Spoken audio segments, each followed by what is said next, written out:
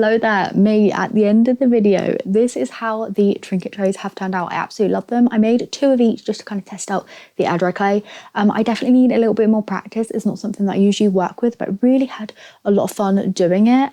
To be honest, I love how they've turned out.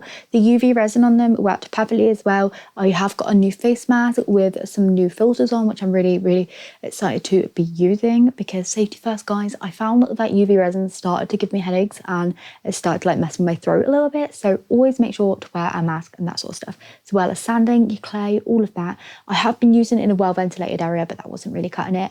So yeah, always wear your mask.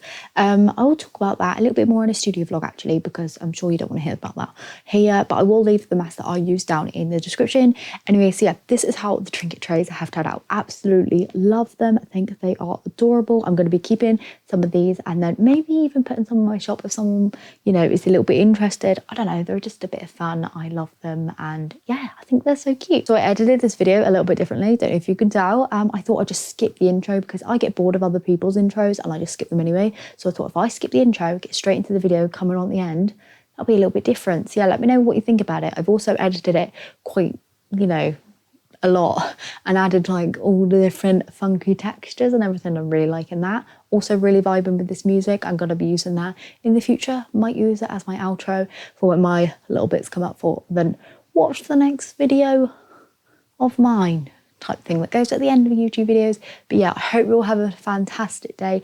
Thank you so much, by the way, to all the people that have supported my Kickstarter as well. I don't want to be like rubbing that into people's faces either, but the link to that would be down in the description. Again, something else I'm going to be talking about in my next studio vlog, because that's basically the main thing that's happening in my life at the moment. So yeah, thank you so much for watching today, and I'll see you very soon for another video.